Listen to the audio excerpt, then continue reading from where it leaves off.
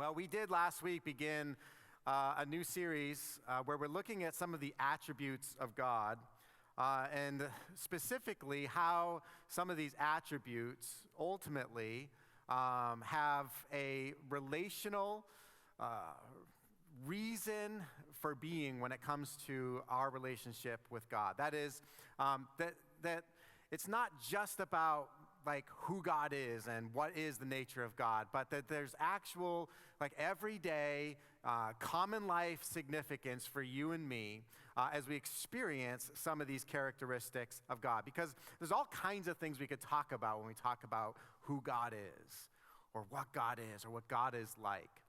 But I think what we really want to know is, well, what does that mean to me? You know, what is that going to mean to me tomorrow morning when I go back to work, you know, with the Monday sads, right? And I have to work with those people again, and I have to deal with the same stuff, you know, that I kind of left off at the end of last week. What does it mean for me to actually engage and understand and experience the character of God? We talked about how we come to learn about God. And there are at least 4 different ways we get our knowledge about who God is. One is we observe God through nature, that the creation of the universe reveals some things about God, at least in a general sense. And we talked about how Scripture, words that have been written down and recorded, the revelation of God peels back the curtain and actually gives us some insight into the person and the nature of God that we wouldn't otherwise have. And so we look to things like the Bible that explains to us and helps us to understand through outright proclamation, through stories, and through relationships that God has with other people about who God is. We learn about God through Jesus, right, who is God in the flesh, God present in this world, who reveals to us everything about God, and who actually, according to Jesus himself, peels back the curtain even more to give us a deeper glimpse into the nature of God. And then today, you and I, even 2,000 years after Jesus walked upon this earth, we have the Holy Spirit, who every day teaches us more about God. And it is through the experiential knowledge that we are growing in throughout our lives, if we're willing at least to engage in that we come to know God more and more and more. Last week, we talked about one attribute of God. And if you haven't listened to that message yet, I want to encourage you this week to do that. Today, I want to talk about a new attribute, and that is the limitless strength of God. We're going to talk about God's strength and the fact that there is no limit to God's strength. Now, we oftentimes hear about, when we're talking about the nature of God, we refer to God's omnipotence, which is just a big fancy word that tells us that God is all-powerful. That is, that there is nothing that our God can't do. A few moments ago, we sang a song that contained those very lyrics that reveal to us the power of God. We understand that God is the one responsible for having created the world and all of the universe, and as such, obviously manifests tremendous power.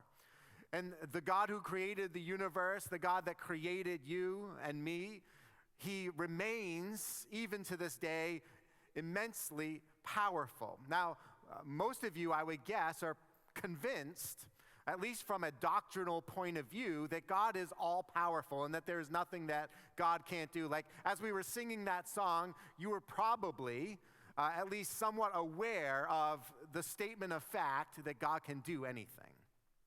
The question today that I want for us to kind of wrestle with is, like, what does that mean for us? Right? Because it's one thing to talk about a God who created and suspended the planets in their orbit in our solar system, and created the stars of this universe, and that created even the intricacies of such things as the human body and all of the other organisms that we observe and are fascinated by in this world today. It's one thing to consider kind of at a 50,000-foot view the all-powerful might of God. But what does that mean when our life is trash? What does that mean when things are going wrong? What does that mean when we find ourselves in a place where we feel powerless and at the mercy of what is happening all around us? Is it then that we can appeal to this thing that we mentally assent to, and that is that God is all powerful? And so I really want to look at God's strength today and talk about how God, when it comes to God, there is no limit to his strength. We know that we get power from a variety of sources. One of those sources would be like a nuclear power plant, right? And that plant is responsible for generating power. And we all know that contained within the venue of that power plant is an immense, kind of almost incomprehensible potential for energy, right? Like, last thing you want to do is let that nuclear power plant get out of control. Right? There's great power there, but that nuclear power plant, set off some distance from where we are, it doesn't really have any significance for us until we do what? Until we flip the light switch on, right? And we start to feel the effect of what that powerful plant is actually producing. And so I want for us to ask this question of our own lives this morning, and that is, why do we not feel the strength of God in our lives? For those of you who do believe that God is all powerful and that there is nothing, in fact, that God cannot do, I'll bet that you will, from time to time, perhaps even this morning, you would, if you were really honest, you would testify to a time or times or the current time in your life where you'd say, yeah, but I just don't really feel his strength in me. I don't really feel, or I'm not experiencing the strength of God working through my life at this moment. So why? Why do we not feel the strength of God in our lives? I propose that I think one of the reasons perhaps why we don't feel or sense or are energized by God's strength actually working through our lives is because we often treat God like, a genie in the lamp. How many of you have seen Aladdin? Great movie. Both of them, the cartoon and the real one. The story of Aladdin, gives us the timeless tale of a genie in the lamp and the master of the lamp who ultimately rubs the lamp, the genie pops out, and that genie is now available to grant 3 wishes. Sometimes we treat God like that. We treat God as if he is just this genie. And so sometimes we find ourselves like Aladdin, no longer in possession of the lamp, right? Like, I had it, but I don't have it now. If only I had it, I could rub it and he'd come and appear and I could ask him what I want, but I'm not in possession of the lamp, and so I don't have access to the genie like I did before. Or perhaps we just feel like we've run out of wishes. We've used them all up. But the reality is that God is not a genie who exists at our beck and call, who is just from time to time available to us in our moments of need, as much as we have the tendency to treat him that way. And so the reason why we don't experience the strength of God working in our lives is because of, I think, the same reason why we don't experience any of these characteristics that we'll be talking about throughout this series, and that is because we are not fulfilling or living up to what is necessary to actually experience the effect of God's strength or God's power in our lives. Listen, when we don't feel God's strength, it is not because God is not strong. When it appears that in our lives God seems powerless, it's not because God has suddenly lost his power. It is not that he has suddenly become short on ability to do what he is able to do. What happens is you and I lose the experience of the effect of God's power, the effect of God's strength in our lives, and there's a reason for that, and we're going to get to that in a little bit. I'd like to look at a passage of scripture from John chapter 15. This morning we're going to read a handful of verses, more than we normally do, so I want you to just kind of follow along. We'll go through these first 14 verses of John 15. If you're not familiar with the Gospel of John, this particular portion of John's Gospel really is occurring in the final moments that Jesus is spending with his disciples. He is just on the eve here, essentially, of when he is going to be betrayed, when his disciples are going to leave him, when he is going to be handed over to the authorities and ultimately sort of tried and crucified. And so in these last moments that Jesus spends with his disciples, there's some amazing things that he has to share with them. And John 15 contains a portion of this message. And here's what Jesus says to them. John 15, starting in verse 1. Jesus says, "I am the true grapevine, and my Father is the gardener. He cuts off every branch of mine that doesn't produce fruit, and he prunes the branches that do bear fruit, so they will produce even more. You," Jesus says to his disciples, "you have already been pruned." Some of your translations that you may be reading says, "you are clean."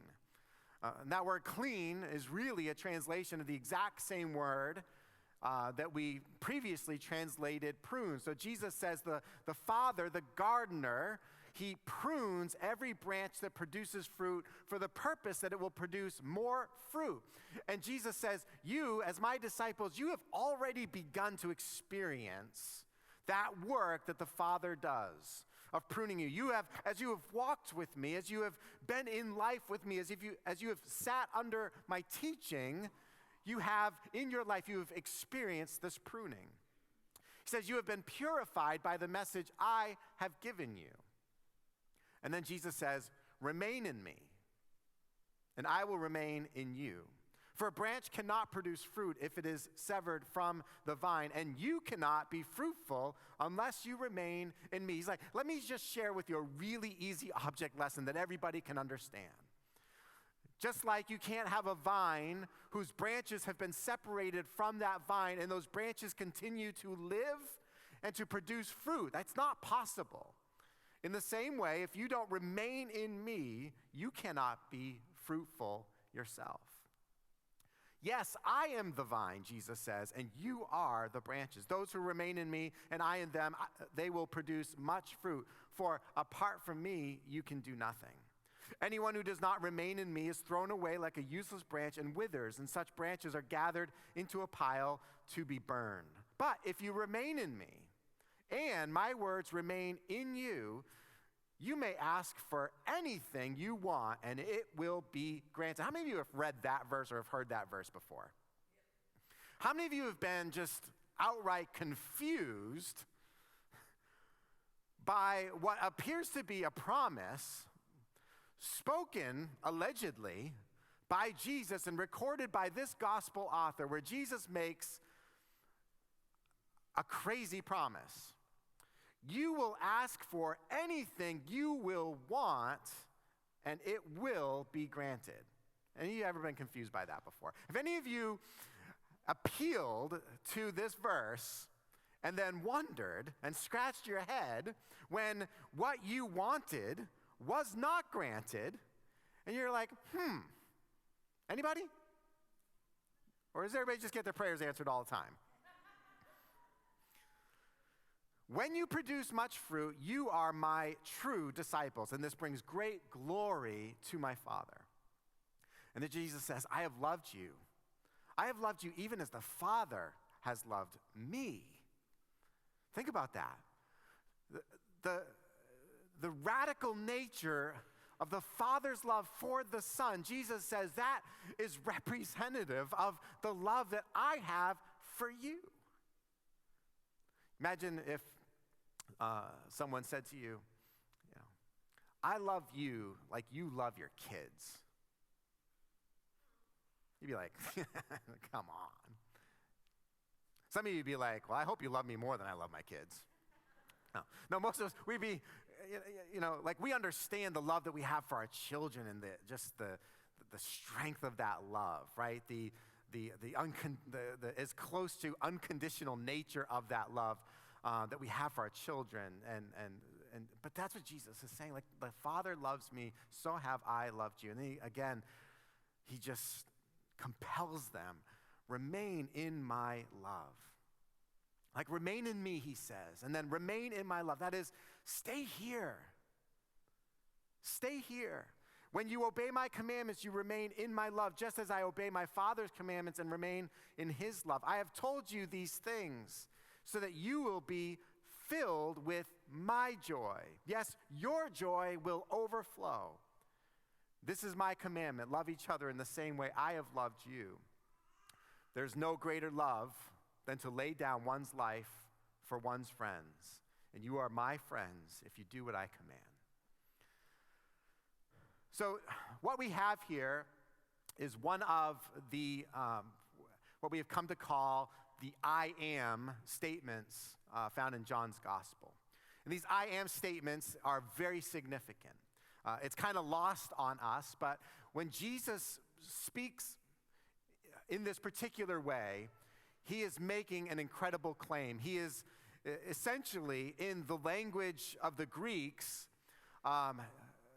leveraging the very name of God for himself. God revealed himself to his people.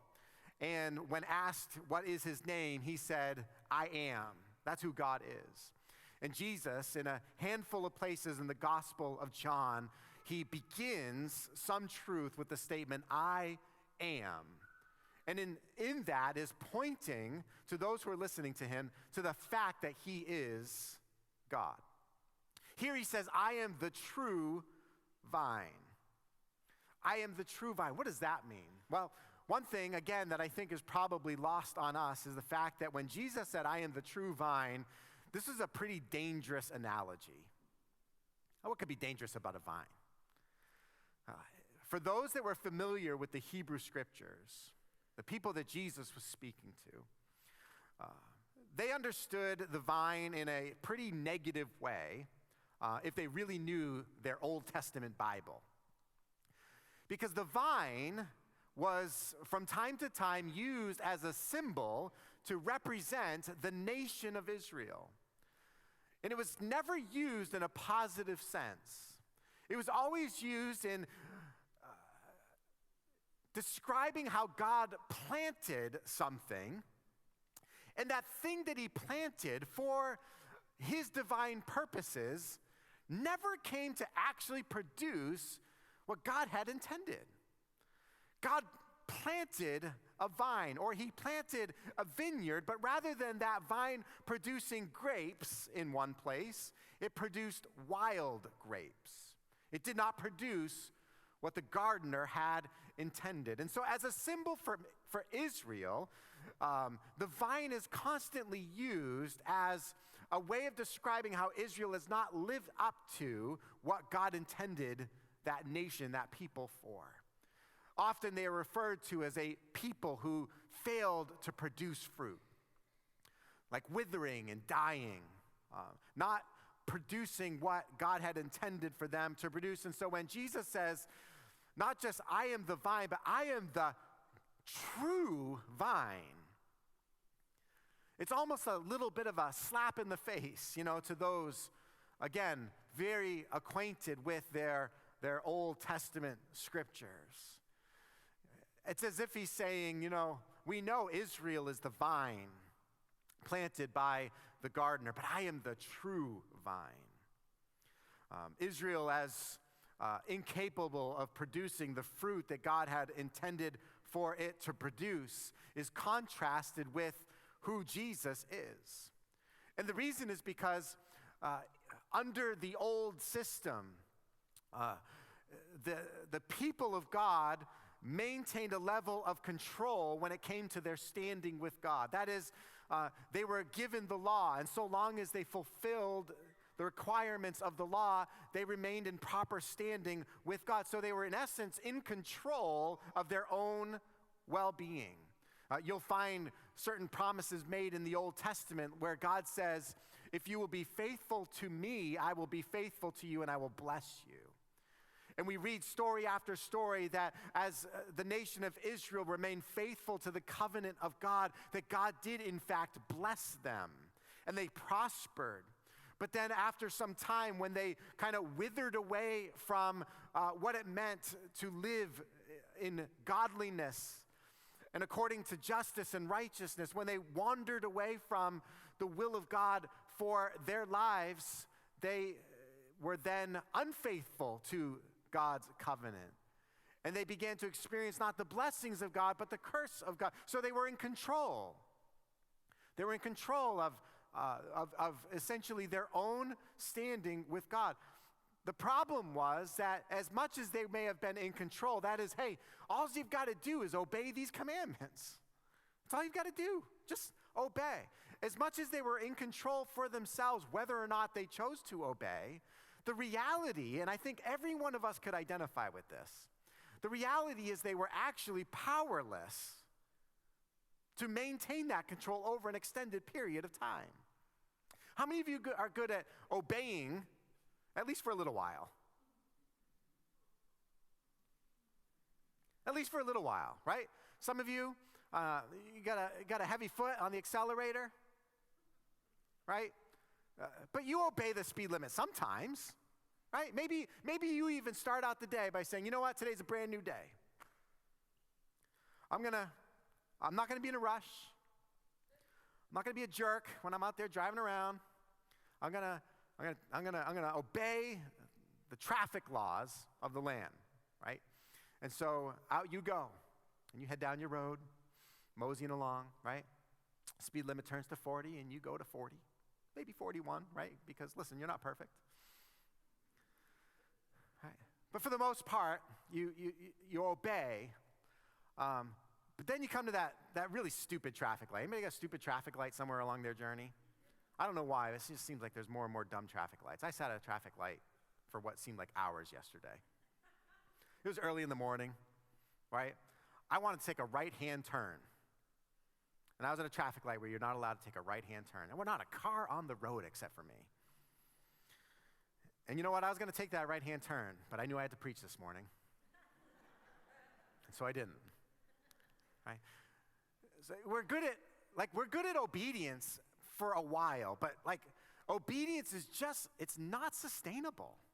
It just isn't. Eventually, no matter how much we may think we want to, we don't actually have that much control over our behavior, right? We try as much as we can.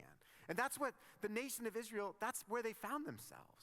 They were in control of whether or not they stood right before God. It was all there for them, right there in their hands. Just obey. That's all you got to do is just obey. Do what you're told to do, and we'll be good. But they couldn't do it. And so for as much as they may have had control, they were powerless to maintain that right standing with God over an extended period of time. Jesus comes in and he says, I am the true vine. And Jesus is in essence saying, listen, I'm going to do something that is different from what has been done before. I am going to provide for an experience that is unlike what humans have ever experienced before. Listen, you've been the vine, but I am the true vine. He goes on to say, he says, you are the branches, right? So he is the vine, we're the branches. And Jesus says of the Father that the Father cuts off every branch of mine that doesn't produce fruit. And he prunes the branches that do bear fruit so they will produce even more. How many of you feel like you've experienced in your life what it is like to be pruned? How many of you have gone through a pruning? Maybe you feel like you're going through a pruning even now.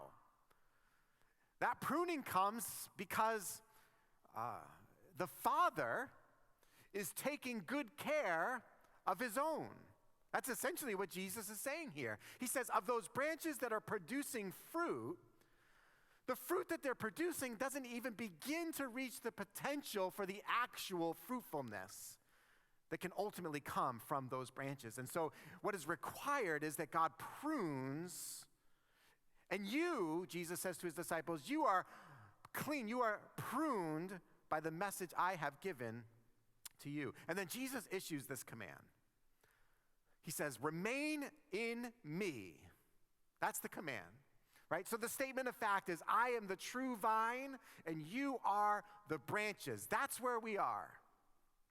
And then Jesus issues, from that statement of fact, he issues this command, remain in me and I will remain in you. Why? Because he says, for a branch cannot produce fruit if it is severed from the vine, and you cannot be fruitful unless you remain in me. Like, listen, the potential for which you have been created, the potential for which your life represents is never going to ultimately be played out. It is never going to be manifested so long as you do not remain in me. So we ask ourselves, well, why didn't Israel remain faithful to their covenant with God? Think of all the things that God did for them, right? Like how God delivered them miraculously out of the land of Egypt, brought them across the Red Sea on dry land, gave them a land for their own possession, blessed them as they were faithful to him, caused them to be prosperous, essentially have everything that they could possibly want. Why didn't Israel remain faithful to their covenant with God? Why, after just a short while Moses was up on the mountain meeting with God, did the Israelites say to Aaron, hey, this is taking too long. Here's our gold. Here's our jewelry. Let's melt it. Let's form a calf out of it so that we'll have something that we can bow down and worship, so that we can have something for which to practice our religion. Why didn't they remain faithful to their covenant with God? Why didn't, as we read through, especially some of the prophetic literature, toward the end of the Old Testament, and we see the kinds of injustices and the unrighteousness that defined the nation of Israel, the people of God, why didn't they continue to walk in a way before God that was godly? Why didn't they continue to live justly toward one another? Why didn't they do that? They didn't because they couldn't. They couldn't. Because they couldn't do it. For the same reason why you and I can't do it. No matter how hard we try, we just can't be good. At least we can't be good enough. And we can't be good enough long enough to where we would actually satisfy what God requires of us. And so Jesus says, hey, listen. I don't want to provide some solution, to the problems that you're feeling in your life.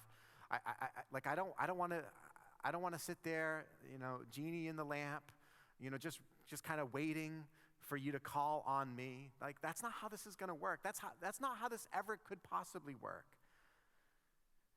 He said, remain in me, and I will remain in you. There's this weird, almost indescribable, at least I can't even describe for you what this really means or looks like, but there's this mutual indwelling that takes place between Jesus and the follower of Jesus, where the follower of Jesus, as the branch attached to the vine, remains in him, and then somehow the life, the energy of Jesus remains also in that follower, in that believer.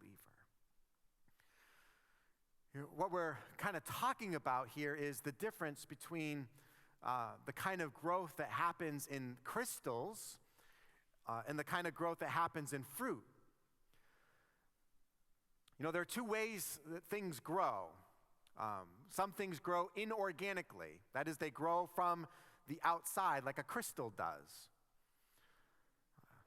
There are crystallizations that occur in nature. You can even do this at home. You can, with inorganic substances, create your own crystals at home. Crystals don't require any nourishment from within. They don't require any particular attachment to something that will cause them to grow, but rather they grow on the outside. And oftentimes, you and I, we choose to grow in much the same way. We choose how and when. We choose toward what we will grow. We choose how we are going to do religion or Christianity or following Jesus or what have you, right? We decide the number of times it's appropriate for us to go to church. We decide what and when it's appropriate to give. We decide how it is appropriate for us to serve. And we essentially maintain control over our religious lives or our relationship with God, whatever you want to call it. We subscribe to the teachings that suit us. I like what Josh said this week, but not really crazy about what he said last week. Which doesn't matter, because it really doesn't matter what Josh says. But we choose the teachings that we like.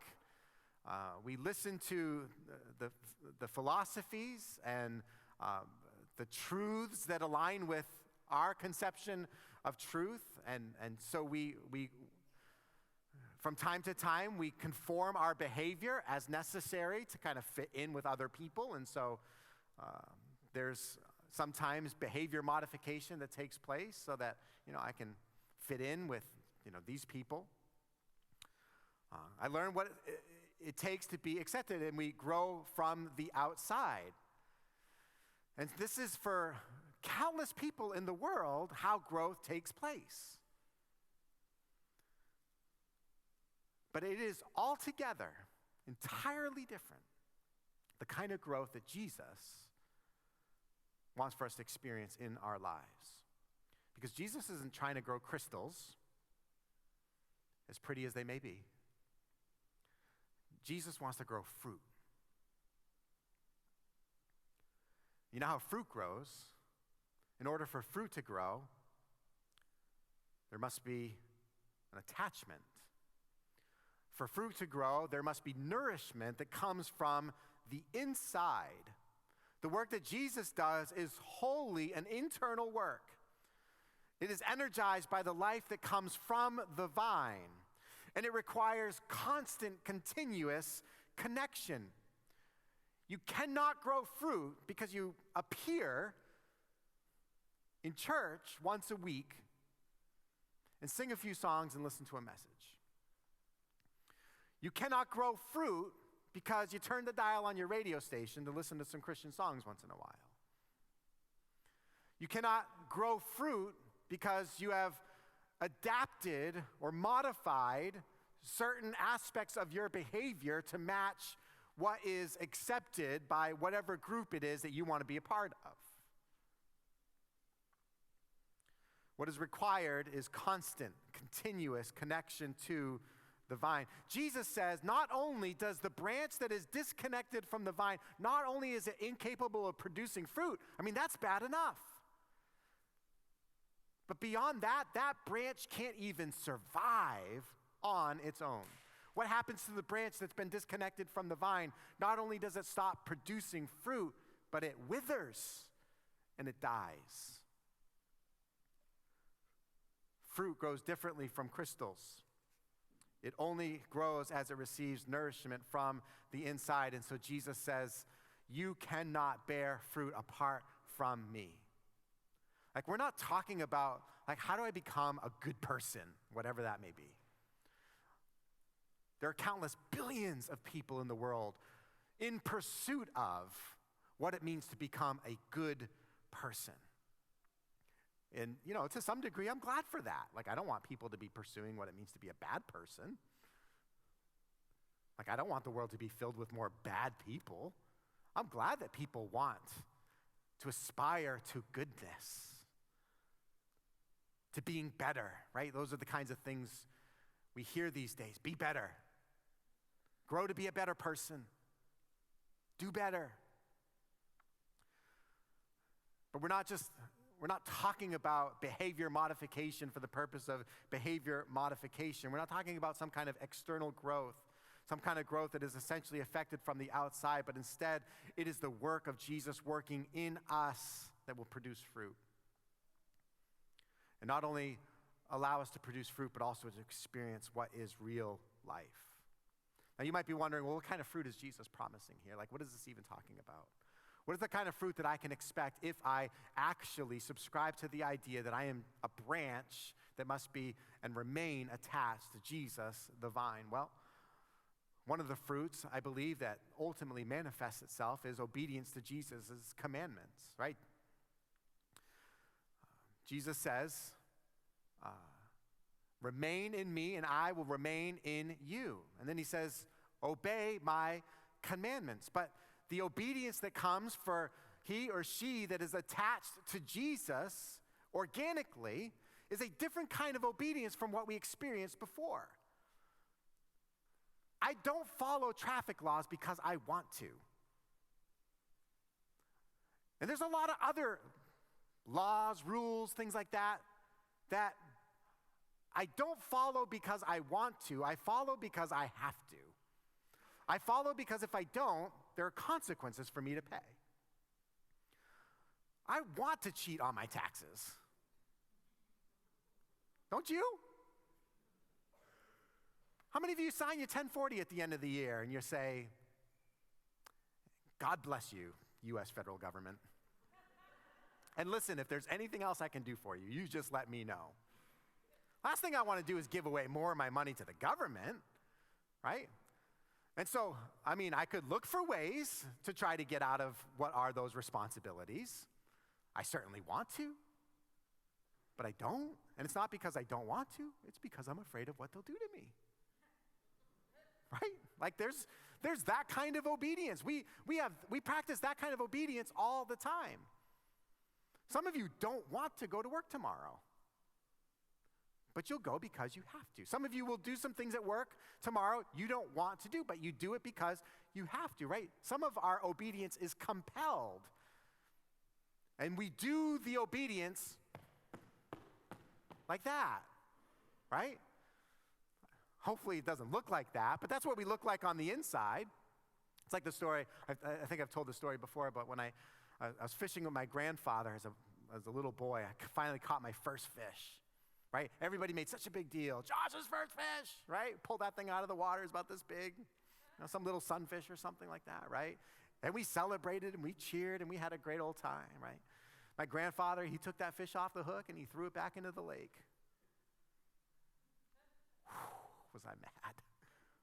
Oh, was I mad? My grandfather loves telling the story. He says, I was so mad I couldn't speak to him. Later on that very same day, I am having all kinds of fun, laughing, doing whatever, little boys do. And Grandpa comes up to me, says, oh, it's good to see you're not mad anymore. And I looked at him and I said, Grandpa, I might be laughing on the outside, but I'm still mad at you on the inside. Right? That's how we obey oftentimes. But the kind of obedience that comes with living in and attached to Jesus, it's a different kind of obedience. It's an obedience that you grow to love and desire. It's not a begrudged kind of obedience. It's not I'm going to do what Jesus tells me to do because I'm afraid of what he's going to do to me if I don't. It's an obedience that is internally compelled from inside of me, and that really changes what I want, what I desire. Jesus said, one of those commandments that I have issued to you is that you love one another, right? And so one of the fruit that comes from being attached to Jesus is love for one another. A real love. Not a wishy-washy kind of love. Not a love as it seems we like to define love in this world today, but a love that is hard. A love that is raw, a love that is real, a real love. He said, love one another. He said, love each other even as I have loved you.